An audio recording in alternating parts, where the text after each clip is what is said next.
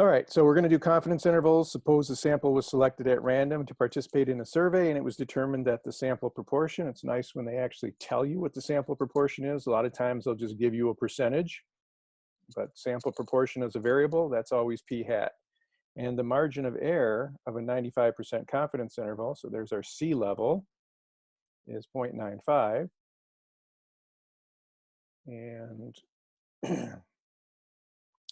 and it says that the margin of error was here.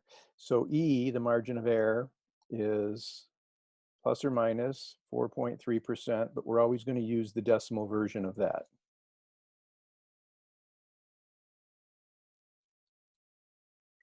Complete the following statement. We are 95% confident that the true population proportion is between. Well, the confidence interval is constructed. It's an interval of numbers. Sometimes it looks like that. Sometimes it just looks like an ordered pair, but this is an interval. It's constructed with p hat right in the middle. If the margin of error is 0.043, then we would subtract it, get this side over here, the lower bound, and the lower bound, get my calculator out, even though I can do this in my head. I just want to see what this looks like.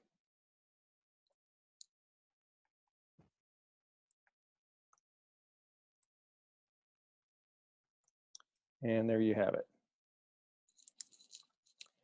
0.427 and 0.513. I think when I do this for real, I might have bigger text there so you can see it better. It looks a little blurry to me right now. And we'll try to autofocus, see what happens. Now as the interval, we could write it 0.427 and 0.513.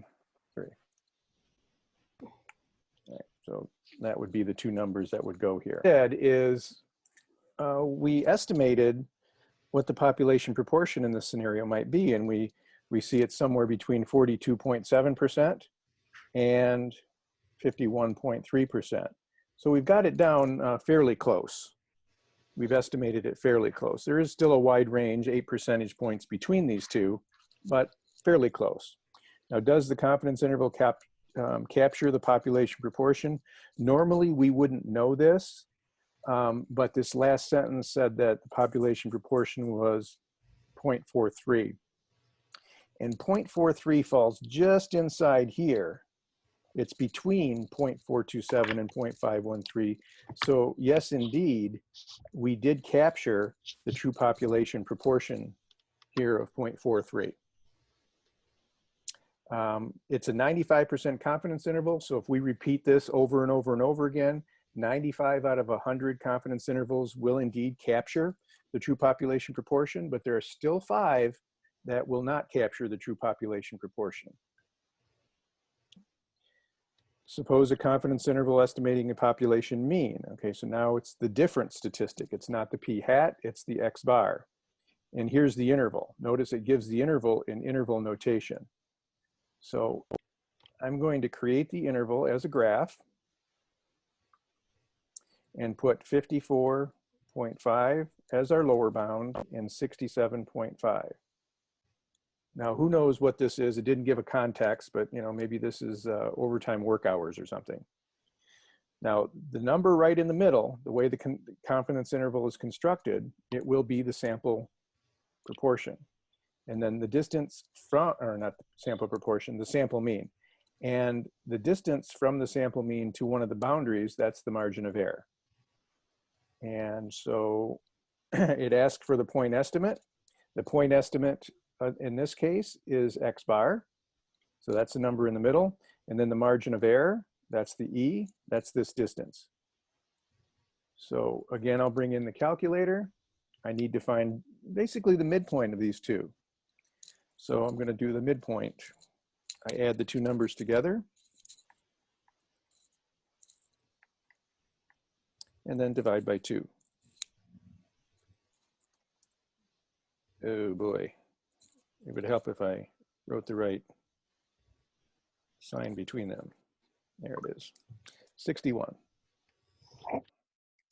So the point estimate is the X bar, that's 61. And then the margin of error is this distance. So one way you can do it is just take 67.5 and subtract 61.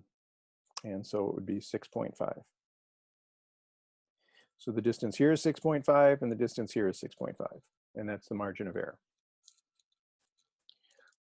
So notice in these first two examples, we actually didn't use a calculator function, the one prop z int or the t interval, to construct a confidence interval, because the focus here was on kind of the geometric construction of a confidence interval, where the sample statistic, either the sample proportion or sample mean, is in the middle, and then the margin of error is the distance from the middle out to one of the upper or lower limits.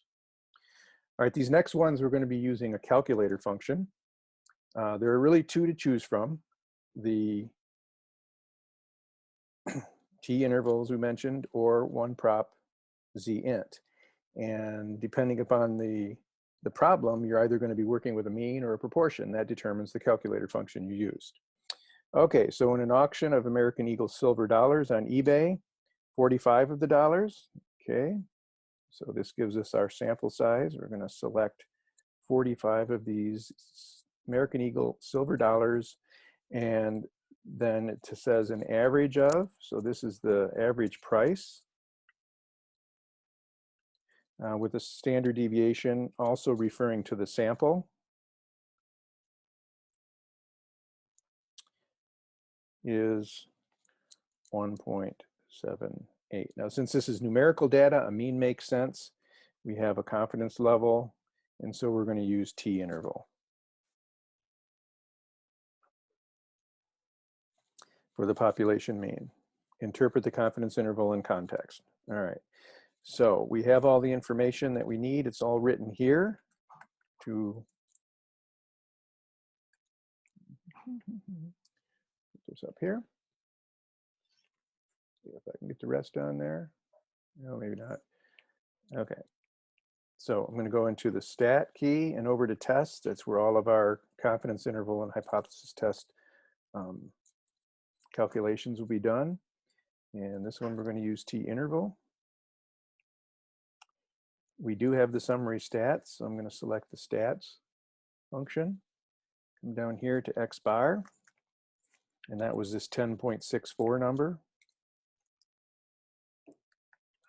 And then the standard deviation is 1.78. And then the sample size is 45. The C level is 0.9, and then we're going to calculate.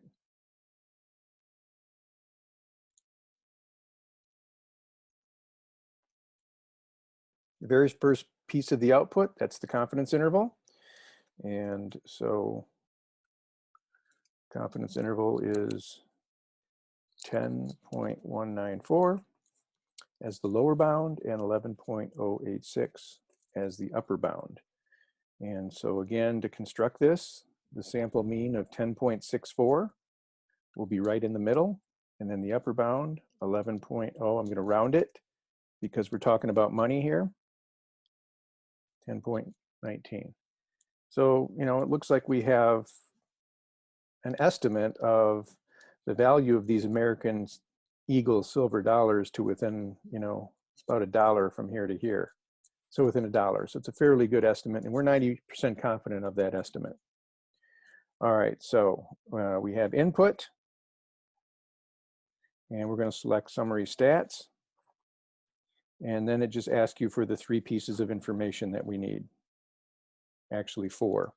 So 10.64 and 1.78 and 45. And then the C level equals 0.90.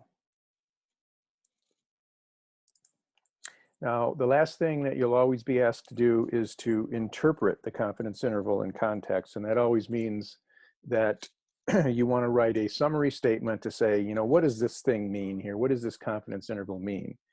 And there were 3 things that I asked you to state in that one concluding sentence. And that is, you need to state the confidence level. We are 90% confident. then you have to describe the population parameter, in this case, the population mean that you're trying to estimate. That the mean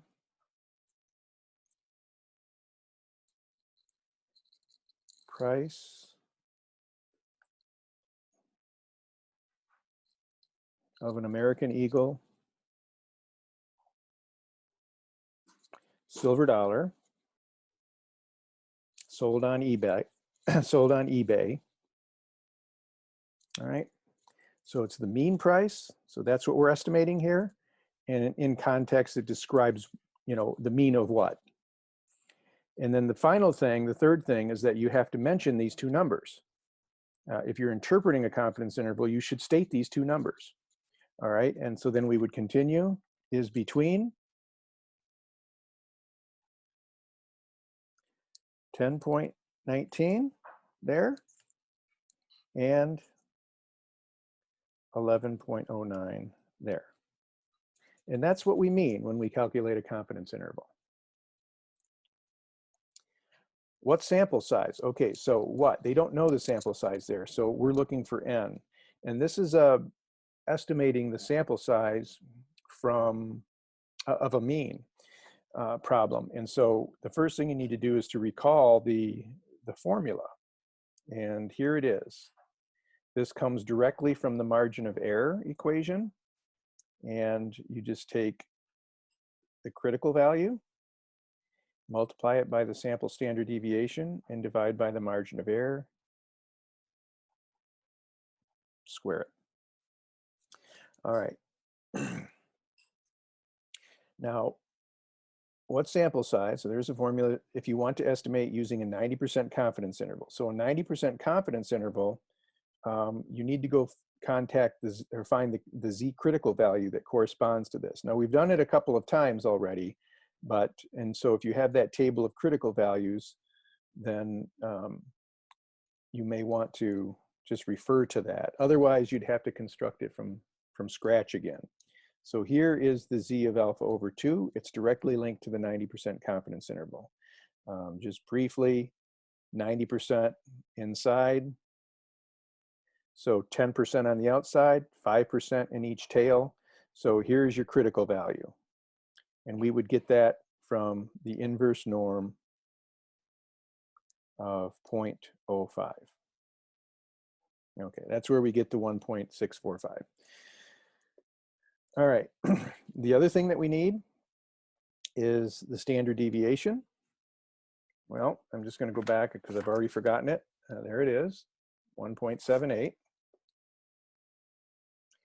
And the last piece that we need is the E. Well, if we read on, it says the mean cost on eBay to within.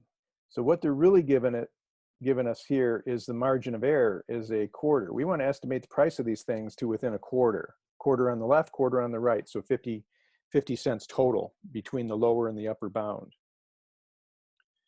And if you notice up here, I mentioned that we have these American Eagle silver dollars estimated to within a range of $1. So this distance here would be about 45 cents. So what if we wanted, instead of to estimate it within 45 cents, we wanted to estimate it within 25 cents. So we want to get that estimate a little more accurate. So the rest of this is just to plug in the numbers. And so Z is 1.645. And the standard deviation is 1.78. The margin of error is 0.25. And then you're going to square it. So let me bring in the calculator here and punch this all in. Let's see here. Get it out of the light a little bit.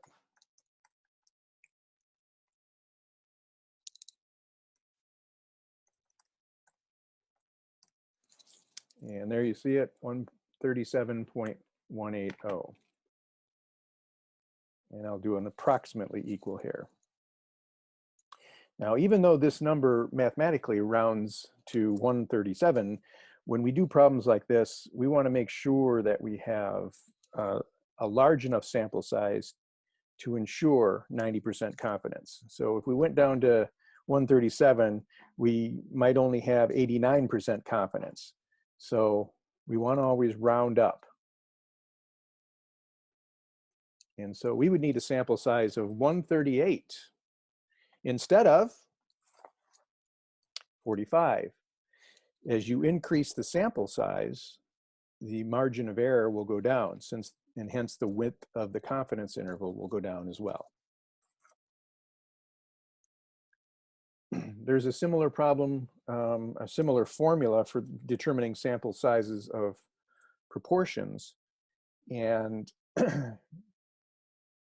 so you have to make a choice at the beginning, which one is most appropriate for the problem. And this one here involves a standard deviation.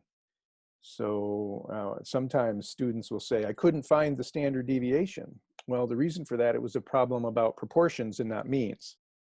Or it's important to keep the two formulas and use them as appropriate. All right, the next one is, and I can see percentages and so on. And so this probably is a problem about proportions. So the calculator function asks us to derive the confidence interval. The calculation function for this is the one prop z int.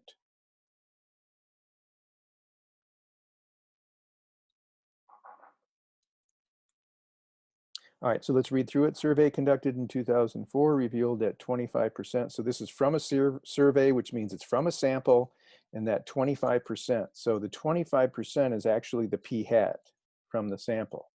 And the n is equal to 800 respondents. And what did these 25% do? They sold unwanted gifts over the internet. This one asked for a confidence level of 99%. The only other thing that you would need is X, the number of successes, the number of people out of the 800 that said that they sold unwanted gifts over the internet. So you just multiply the p hat times the n. So 0.25 times 800, that's a fourth of 800, that's 200. And of course, that formula right there comes from our p hat formula. Algebraically, you just multiply by n. Now, the reason we need to calculate this x is because the first thing that they're going to ask us for in this one prop z int function is what is the x. So that's where we're going to put in 200, and then it's going to ask for n. Nowhere in there are you going to put in the 0.25, but the calculator function will actually calculate the p hat for you, even though you know what it is. And then the c level. And for this one, it's the 0.99. And then we can calculate the confidence interval. So again, we're going to go to the stat menu and over to tests. And for this one, we have to scroll all the way down to one prop z int. And so we enter in our 200 and our 800 and the 0.99, and then calculate, and there you see the confidence interval. Now remember, these are proportions, so this is 21%, 28.9%. There's the p hat that it reports out, also gives you the n. So I'm going to write down that confidence interval.